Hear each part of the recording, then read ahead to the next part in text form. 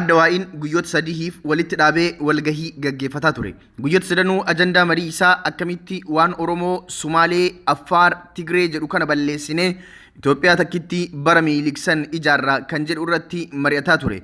Murtee irra gahuus ibsee jira.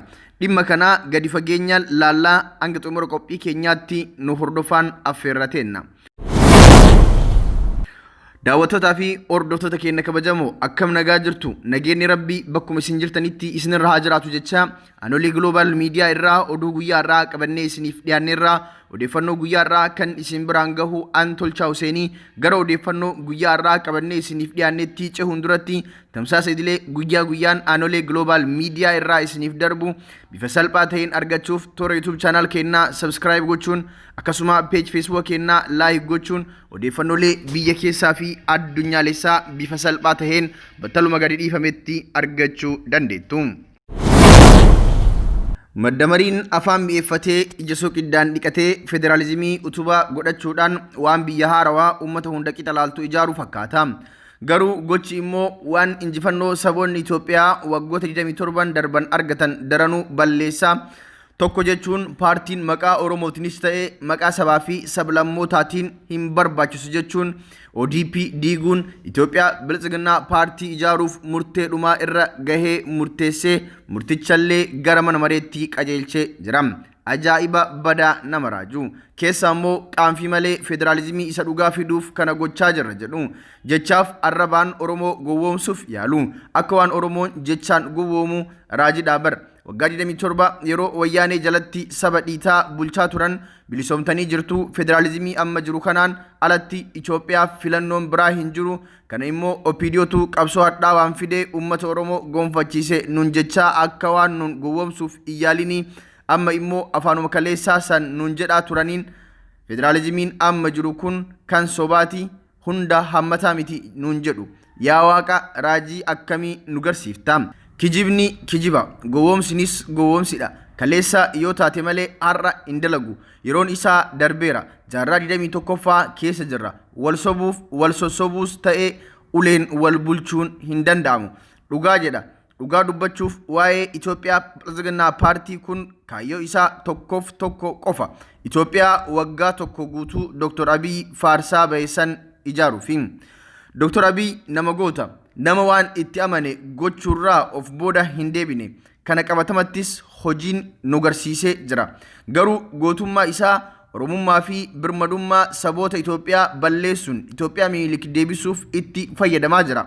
Hayyootaan gorfamus irra deddeebi'ee itti himamus reeffa 7-9 garagalchan jedhanii yaalanis tuffii namaa qaba waan ta'eef innu dhaga'uu dideera. Sirumaa maaf na gorsitan anoo akkamitti akka biyya gaggeessu beekaa cal'isaa jechuun abbaa irrummaa agarsiisuu erga eegalees bubbulee jira. Yaalii ajjechaa Jawaar Muhammad irratti raawwate akka fakkeenyaatti kaasuunis ni dandeenya. Dr. Abiy Ahmad OPDO diigee paartii Itoophiyaa ijaaruun mirga isaati. Garuu Oromummaa diiguu hin danda'u. Abadan kun waan hin taane. Oromummaa waggaa 150 ol amaarri balleessuuf dadhabee har'a Dr. Abiy indigu. Dr. Abiy abadan waan kana gochuu hin danda'u. Garuu Dr. Abiy ofii isaatii bada malee Oromummaa hin balleessu. Addawaa'in adda paartilee afurii ta'uu namni hin beekne waan jiru natti hin fakkaatu. Paartileen afran keessaa TPLF adeemsi kun kan kaayyoo miilik qabsoo ilmaan biyyattiitiin bade deebisee waan ta'eef kana hin fudhu jedhee didee jira. Walgahii guyyaa lammatallee hin hirmaanne. Tarkaanfiin warra TPLF kan isaan arifachiise Dr. Abiy Ahmad Ali hooggantoota TPLF waliin addatti mari'achuu barbaadas jedhe. Dhugaan jirtu akka armaan olii kana yoo ta'u garuu yeroo namatti himan mimmeessanii akka waan Oromoof jedhanii ODP badaas haa ta'u paartii maqaa Oromootiin jiru balleessanii paartii Itoophiyaa godhanii dubbatu. Hordoftoota keenyaa kabajamoo miixiin xalaa dubbii kana laala. Akkamitti jaarmaa maqaa Oromootiin ijaarame balleessanii jaarmaa maqaa Itoophiyaatiin haarawa ijaaran kun ajaa'iba. Dhimma kana Dr. Abiy Ahmad guyyaa guyyatti akkaataa walgahii kanaa karaa fuula Facebook isaatiin ibsa kennaa tureera. Ibsa inni afaan mi'eeffatee Oromoo gowwoomsuuf yaalu isiniif dubbisaa na hordofaa. Waa'ee marii guyyaa duraa yoo ibsu Dr. Abiy Ahmad har'a walitti makamuu paartilee ilaalchisee marii fi murtiin fudhanne firii buuseera. murtiin walitti makamuun sirna federaala Itoophiyaa daran kan jabeessu asiin dura dhageettii kan hin qabne paartilee deeggartootaaf sagalee walqixa kan kennu sabdaneessummaa kan mirkaneessu hirmaachisummaa fi bakka bu'ummaa haqaa kan agarsiisu kallattiin murteessaa egereetii walitti makamuun paartilee tokkummaa biyyoolessummaa sabdaneessummaa waliin walitti hidhaa deemuuf carraa kan kennuudhaas jedhe. Guyyaa lammataa immoo marii murteessaa dhimma walitti makamuu paartii irratti kaleessa itti fufuun har'as kallattii sagantaa ijoo paartii walitti makamuu irratti mari'anneerra. Sagantaa paartii irratti mari'annee raggaasisuu keenya gammachuu guddaanan isin beeksisa. Kanaafuu paartiin haaraan sirna federaala Itoophiyaa fi dimokiraasii ni jabeessa. Hunda hirmaachisee dandeessummaa keenya ni kabaja. Tokkummaa sabdaneessummaa kabajees ni bu'uureffatas jedhe.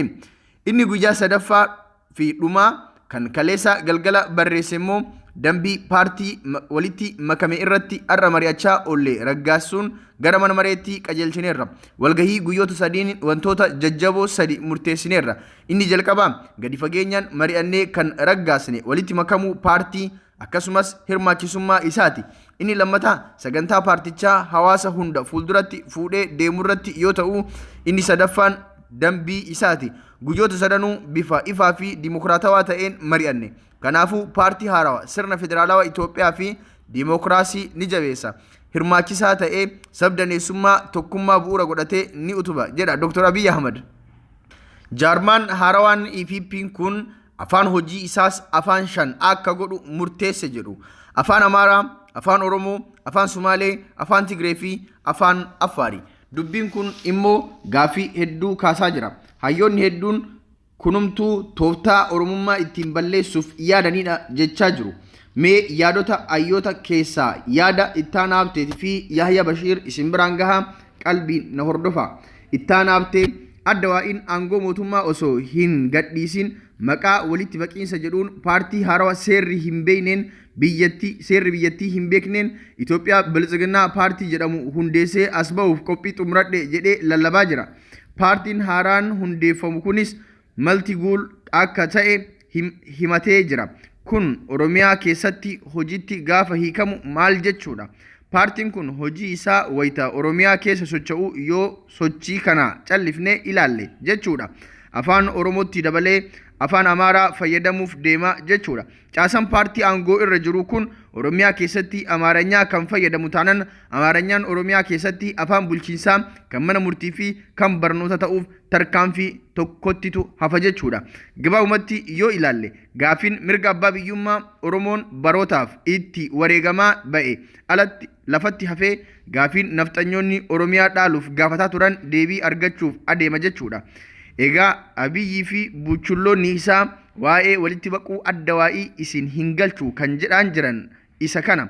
Uummanni Oromoo afaaniin isa dabalataa afaan hojii mootummaa federaalaa ta'a jedhee osoo eeggatu Amaaranyaan karaa biroon deebi'ee gaafa Oromiyaa seenuu taa'ee ilaala jechuun gowwummaadha.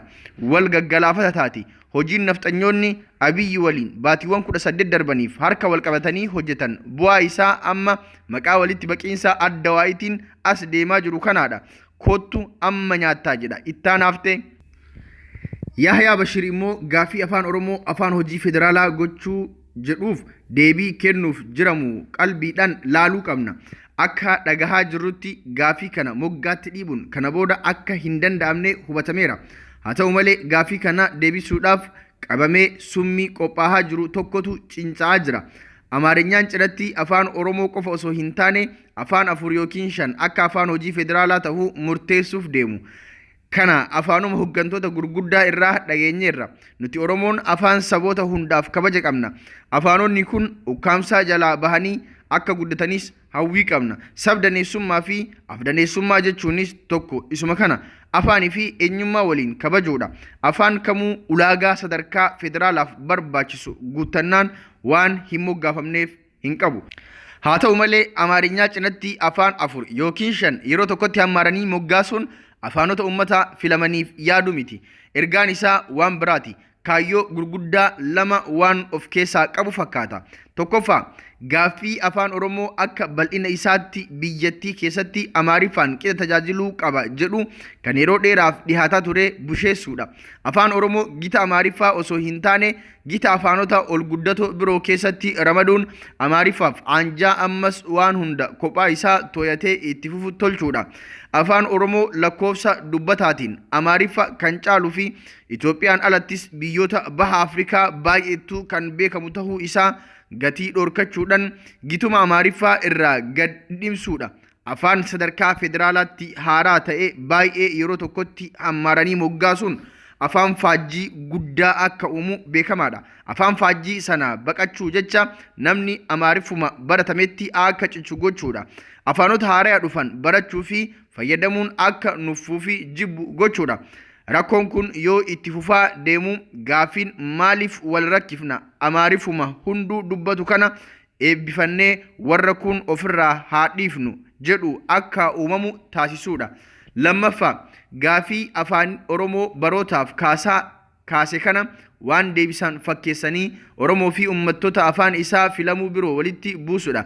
Afaanonni 4 yookiin 5 yeroo tokkotti hammaaramanii afaan hojii federaalaa yoo godhaman afaan Oromoo Amaariffa waliin dorgomuuf carraa qabu warra kaaniif waan qooduuf akka bal'ina isaatti humna guddaa Amaariffaan gitu qabutu liqinfama. Kun ammoo Oromoo biraa qurrama kaasa. Gaafii kana kan dhiyeessaa ture Oromoo tahee osoo jiru afaanota 4 yookiin 5 irratti dabalanii yeroo tokkotti hammaaruun moggaasuun maaliif barbaachise? Gaafiin jedhu Oromoo biraa akka maddu barbaadame. Gaafiin akkanaa Oromoo biraa yoo ka'e warra kaan gaddisiisuu waan danda'uuf wal dhibdee Oromoo fi isaan gidduutti uumutti deema. Kan barbaadames isuma kana fakkaata. Kun gorsa warra eezemaa kan dabalatee tahuu hin oolle. Hanga quba qabutti afaan Oromoo irraa kan hafe afaan biraa Amaariffatti dabalamee afaan hojii federaalaa akka tahu saba gaafatee hin dhageenye. Dhugaadha. Afaanonni akka Tigriffaa, Sumaaliffaa fi Affaariffaa daangaa biyyattii alattis dubbatamu. Afaan federaalaa tahuuf gahummaa ni qabaatu ta'a. Haa ta'u saboonni sadan afaan keenya afaan federaalaa tahuu qaba jedhanii akka Oromootti gaafii kana hundee kaayyoo qabsoo godhatanii hin mul'anne. Duuba guddina afaan sabootaa kanaaf yaadameeti moo gaafii Oromoo ittiin busheessanii liqimsiisuun ammaaf moosisanii itti fufsiisuuf yaadameeti. Uummanni keenya summii bifa kanaan nuuf qophaa'aa jiru kanas dursee itti dammaquun eeggannoo hordofuu qaba.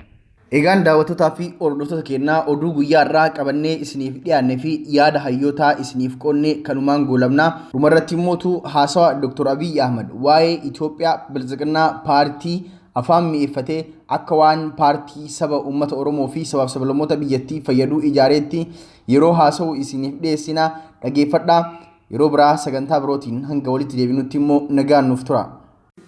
Kabajamtoota uummata bal'aa Oromootiif akkasumas miseensota dhaaba ODP hundaaf duraan dursa addawaawiin sadarkaa hojii raawwachiistuutiin guyyoottan sadan darbaniif marii godheen dhaabni keenya haaraa dhaabni badhaadhinaa akka dhaabatu murteessuusaa gammachuu guddaatiin isiniif ibsuun barbaada.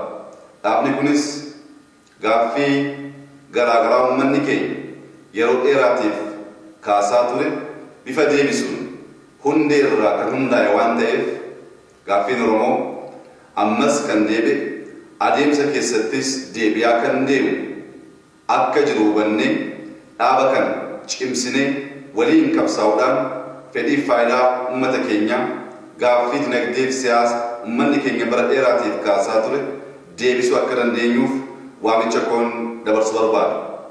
Murtee guyyoottan sadan darban keessatti dhaabni keenya haaraa kan murteesse tokkoffaa afaan Oromoo afaan hojii dhaaba keenya akka ta'u akkasumas afaan Oromoo afaan kan biroo waliin ta'e afaan hojii mootummaa akka ta'u murteessuunsa gaaffiin kun bara dheeraa sabni keenya kaasaa kan ture ta'uunsaa ni yaadatama.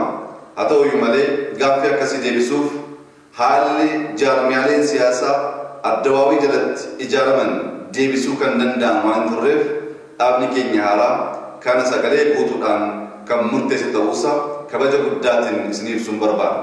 Akkasumas hirmaannaan siyaasaa akka kanaan dura hunduu qixxee kan itti hirmaatu osoo hin taane akka baay'ina uummata keenya dhaaba keenya keessattis mootummaa keenya keessattis hirmaannaa dhugaa dimokiraasummaa babal'isuu danda'u gochuu akka dandeenyuuf sagalee guutuudhaan kan walii galle ta'uusaa isiniif sun barbaada. Murteen kan afaaniif hirmaannaa siyaasaa kun gaaffii biraa deebisuuf bu'uura ta'ee kan nu gargaaru waan ta'eef kana alattis sagantaan paartii badhaadhinaa guutummaatti dhiyeenyatti uummata keenyaaf kan ibsamu ta'ee gaaffii bara dheeraa kahaa ture. Sirni federaalaa adeemsa keessatti guutuu hin dandeenye bifa deebisuun paartiin keenya kan hundaa'e ta'uusaa hubattanii miseensi dhaabni keenya uummanni bal'aa Oromoo nu wajjin dhaabachuudhaan gaaffii bara dheeraa gaafachaa ture tartiibaan deebisaa fedhiif faayidaa uummata keenyaa galmaan ga'uu akka dandeenyu waliin akka dhaabban waliin akka kaleessaa akka qabsoof tokkummaa keenya akka eegnu nageenya keenya akka eegnu kabaja guddaan isin gaafachuun barbaada. Injifannoon arganne injifannoo guddaadha.